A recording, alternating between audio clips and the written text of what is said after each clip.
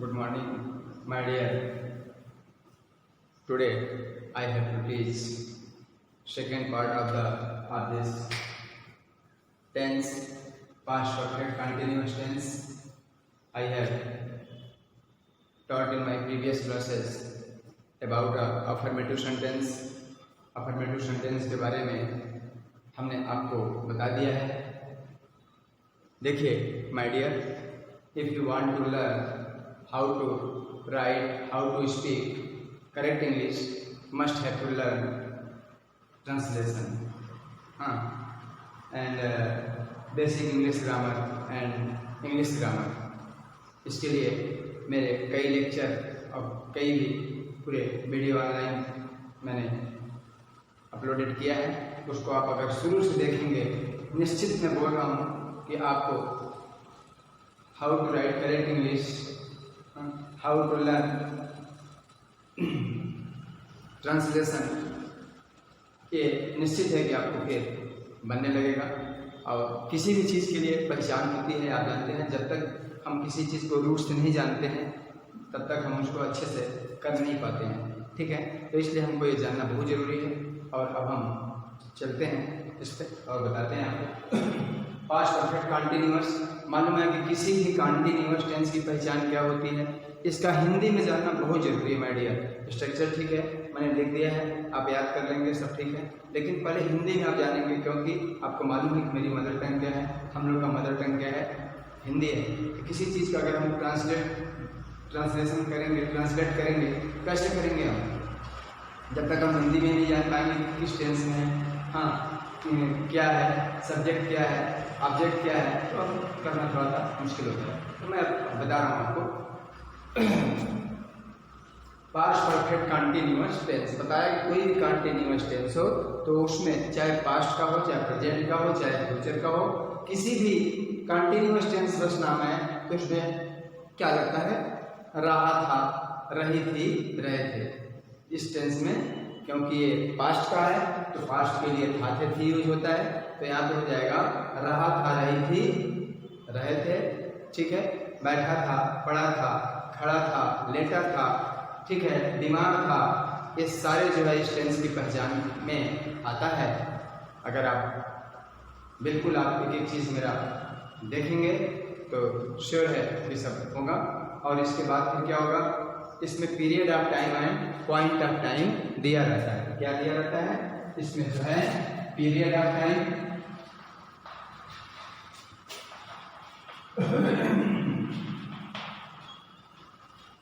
And point of time.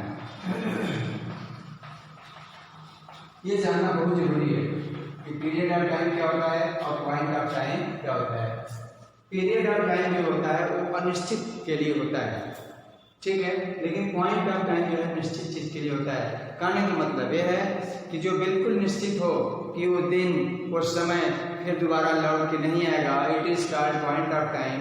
और जो बिल्कुल अनिश्चित है, अनसर्टेन है, अनसर्टेन मतलब जैसे अभी ये चीज़ है लेकिन फिर वो चीज़, मतलब जैसे आप जनरली ऐसे कोई बात करते हैं, मतलब अनिश्चित काल में क्या होता है?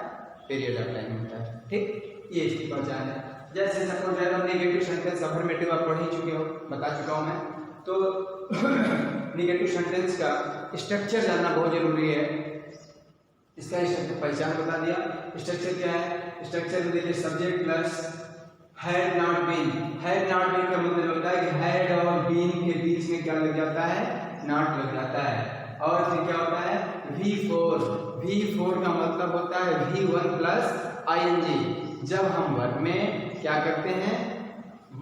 V4 का मतलब होता है कि वर्ब की फर्स्ट फॉर्म के साथ ing जब जोड़ देते हैं तो क्या हो जाता है?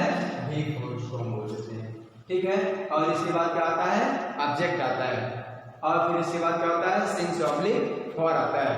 और इसके बाद जो है आपका रेस्ट ऑफ द वर्ड्स हो जाता है, चाहे in the morning, in the evening, हाँ कुछ भी ऐसा हम, ठीक है, लिख सकते हैं. यहाँ पे दिया है राधा सुबह से अपने कपड़े धो रही थी. ठीक है, तो हम कैसे करेंगे इसको? सबसे पहले यहाँ सब्जेक्ट क्या बनेगा, राधा। देखिए राधा क्या कर रही थी, राधा सुबह से, यहाँ देखिए बताया पीरियड ऑफ टाइम और पॉइंट ऑफ टाइम शो करता है। तो ये जो है क्या है, ये जो है पॉइंट ऑफ टाइम है, ठीक है, सुबह से। क्यों, आप बोल सकते हैं कि सुबह तो बार बार आता है, लेकिन वो डेट, वो तारीख, ठीक है, जो भी वो डेट है, ठीक है, वो जो टाइमिंग है वो फिर दोबारा नहीं आएगी। It is called the point of time, ठीक है। तो क्या होगा, राधा सुबह से अपने कपड़े नहीं धो रही थी, निगेटिव है, तो क्या हो गया, नहीं धो रही थी। तो राधा क्या कर रही थी, राधा नहीं धो रही थी अपने कपड़े सुबह से। क्या होगा, Radha had not been washing, ठीक है, हर क्लॉथ्स, हाँ, सिंस मॉर्निंग, सिंस मॉर्निंग, ये हो जाएगा। ठीक है, इसके पहले निश्चित है कि my dear must have to learn the structure of the all tenses, सभी टेंसों के स्ट्रक्चर पहचान हमें जरूर ध्यान में रहना चाहिए, तभी हम ट्रांसलेशन कर पाते हैं। ठीक है, किसी स्टोरी का ट्रांसलेशन करना हो, कुछ भी करना हो तो मुश्किल जाएगा। देखो, एक इंग्लिश स्पीकिंग अलग चीज़ होती है, लेकिन ग्रामर को अच्छे से सीखना ये बहुत मायने रखता है, और वही परफेक्ट है। परफेक्ट नॉलेज वही है कि हम किसी चीज़ को अच्छे से जानें। अगर किसी भी एग्जाम में आप बैठ रहे हैं तो ये बहुत ज़रूरी है। ठीक है, तो मैं कोशिश कर रहा हूँ कि वेदर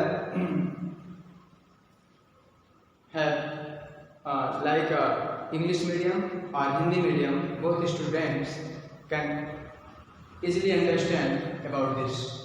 तो चाहे हिंदी मीडियम के स्टूडेंट हो चाहे इंग्लिश मीडियम को, ये सब के लिए समझना बहुत ही जरूरी है। मैं यही कोशिश कर रहा हूँ।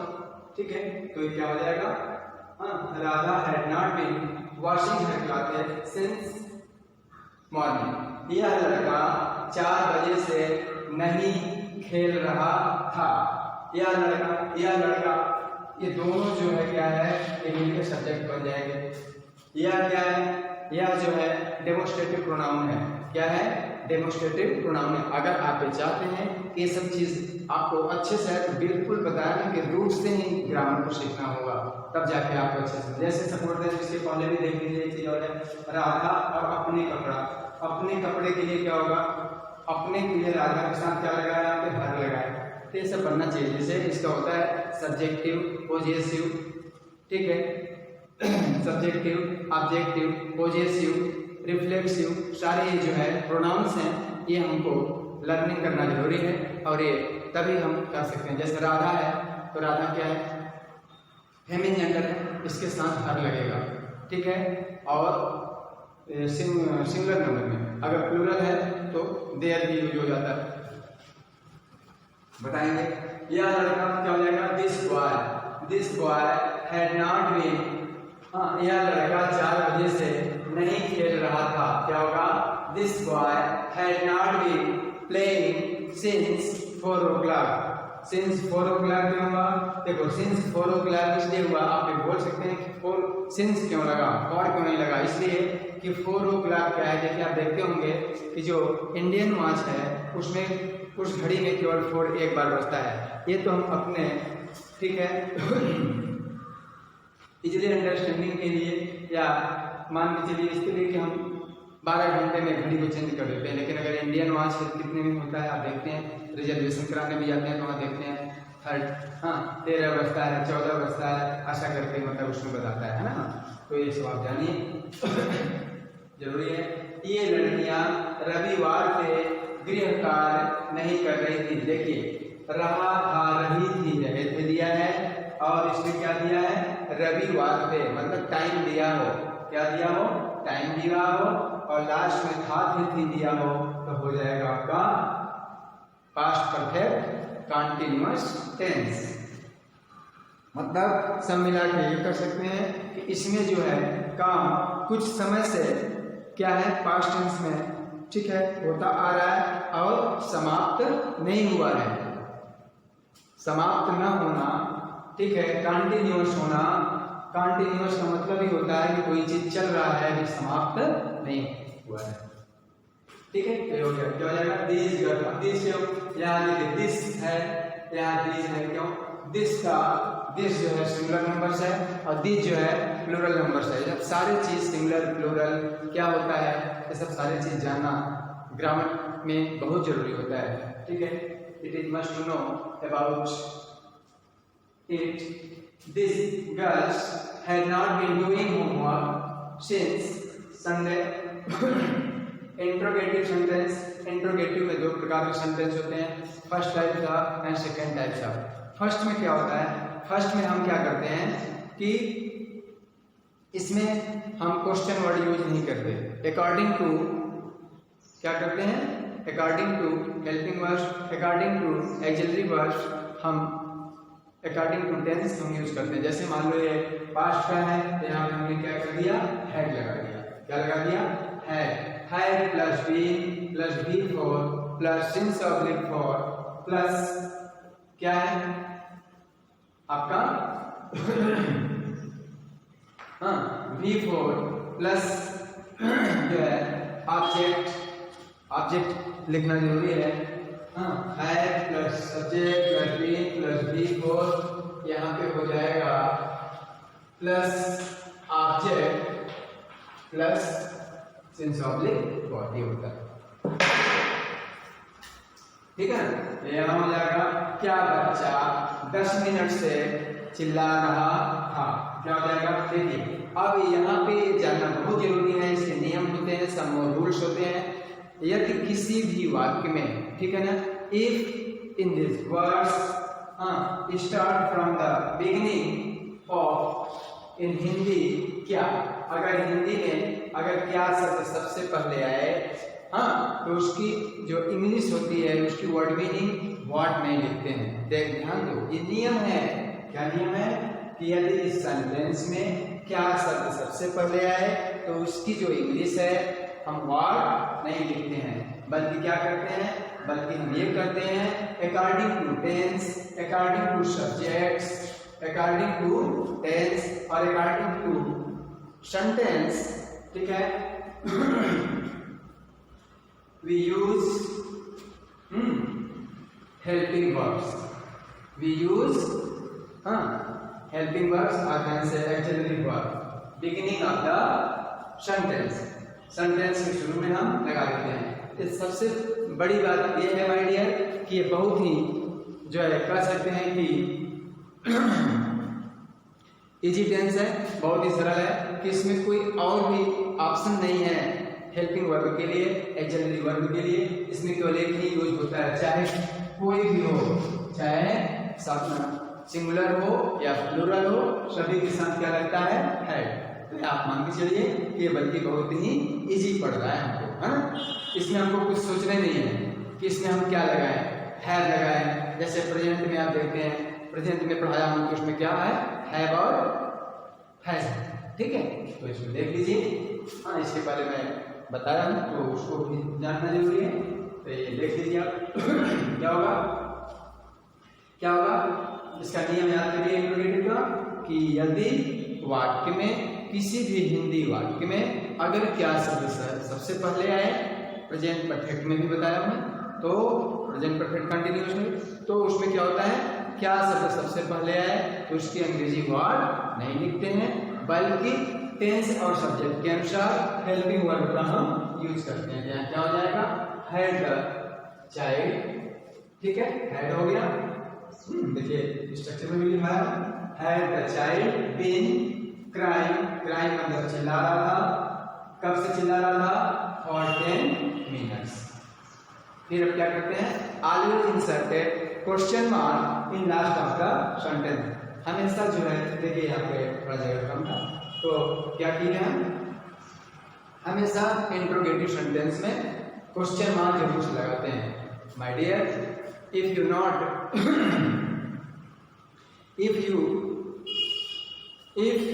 you do not insert क्या question mark in last of the sentence, must have to draw your sentence.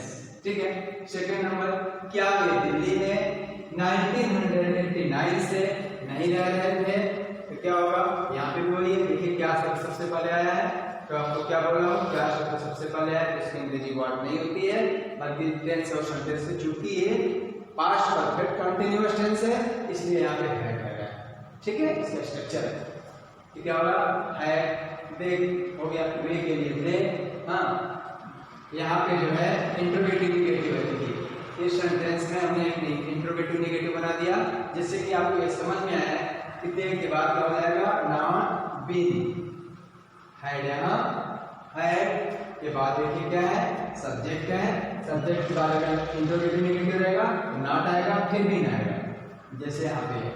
ठीक है, लिविंग, रह रहे थे, कहाँ, इन दिल्ली, दिल्ली में, कब से, सिंस 1989। अब यहाँ पे आता है थर्ड नंबर, क्या हुआ, 10 वर्ष से फिल्मों में गीत गा रहा था। It is also just like a same sentence. हाँ, उसी टाइप का सेंटेंस भी है।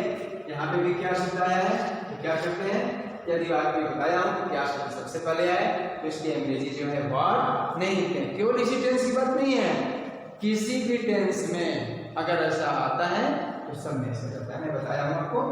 ठीक है, क्या होगा, what he been singing songs in films for 10 years। अब सेकेंड टाइम्स क्या होता है, सेकेंड टाइम्स मतलब होता है ऑलमोस्टली यू WH वाले वर्ड। WH का मतलब ये होता है क्वेश्चन, जैसे व्हाई, व्हाट, व्हेन, वेयर। ठीक है, ये सब टाइप के जो सेंटेंस हैं वो WH वाले होते हैं। तो इसका स्ट्रक्चर क्या होता है, today I am suffering from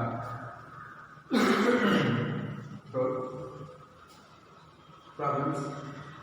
question word plus had plus subject plus been plus V four plus object plus since oblique for, ये बहुत जरूरी है। और लास्ट में क्या इंसर्ट करेंगे, क्वेश्चन मार्क। अब यहाँ पे तुम सुबह से क्रिकेट क्यों खेल रहे थे। अब देखिए बीच में क्या आया यहाँ पे, क्यों, यहाँ पहले क्या आया था, क्या। ठीक है, तो इसका नियम है कि यदि ऐसे सेंटेंस में, ठीक है, कोई भी क्वेश्चन वर्ड अगर वाक्य के बीच में आता है तो सबसे पहले हम उसकी इंग्लिश लिखते हैं। सबसे पहले किसकी इंग्लिश लिखते हैं, जो वाक्य के बीच में आता है। सबसे पहले वाक्य के बीच में क्या है, देखिए कोई क्वेश्चन वर्ड वाला सेंटेंस आया है, वर्ड आया है, जी आया है, क्वेश्चन वर्ड वाला वर्ड आया है, क्यों आया है, क्या आया है, क्यों। तो क्यों की अंग्रेजी क्या होती है, व्हाई। अगर यहाँ पे क्या होता, अगर मान लो क्या होता क्या लिखते हैं, व्हाट। अगर यहाँ कब होता क्या लिखते, व्हेन। अगर यहाँ इसी टाइप के कहाँ होता तो क्या लिखते, वेयर। जैसे तुम सुबह से क्रिकेट कहाँ खेल रहे थे, अगर ये होता तो हम क्या लिखते हैं, वेयर। ठीक है ना, ये अब ऐसे होता है। अब क्वेश्चन वर्ड को लिखने के बाद क्या करते हैं, first I inserted question word, after that have to inserted according to tense and according to subject. Tense और सब्जेक्ट के अनुसार हम क्या इंसर्ट करते हैं, जो आपका एक्चुअल वर्ब होता है। ठीक है, जैसे यहाँ पे हो गया हैड, फिर यहाँ से हो गया you been playing cricket since morning, ये ऐसा हो गया। फिर इसी प्रकार से और भी जो दूसरा सेंटेंस है हम आपको बता सकते हैं। जैसे मान लो कि तुम सुबह से, हाँ तुम सुबह से क्रिकेट कब खेल रहे थे। अगर कब होता यहाँ पे तो क्या कर देते हैं हम, व्हेन कर देते। बस यही आपको समझना है। और इसके बाद जो है हमें क्या करना है, ये स्ट्रक्चर जानना बहुत ही जरूरी है। जब तक हम किसी भी टेंस या वॉइस, देखिए must have to need to know about the basic grammar. देखिए अगर आप चाहते हो कि यू राइट करेक्ट इंग्लिश, हाँ, if you want to write correct English must have to learn basic English grammar. आपको बेसिक इंग्लिश ग्रामर सीखना बहुत जरूरी है। और my dear, I want you must see my videos। ठीक है, जो कि आपके इसमें वीडियो चैनल पे आप देखेंगे YouTube पे तो दिखेगा आपको, और आप एक तरफ से देखिए, बीच से देखेंगे तो आपको समझ में नहीं आएगा। ठीक है, क्या करना है, आपको स्टार्टिंग से पूरा देखिए। आप देखेंगे लेक्चर 1, लेक्चर 2, लेक्चर 3, लेक्चर 4 ऐसा करके हमने डाल रखा है। तो आप बिल्कुल उससे क्या होगा कि एक तरफ से पूरा आपको कॉन्सेप्ट क्लियर होते चले जाएगा और आपको ये बात सब समझ में आएगी। ठीक है, आज का बस यही, क्योंकि ये आपका जो टेंस है यहीं पे समाप्त होता है। ठीक है, थैंक यू, गुड डे।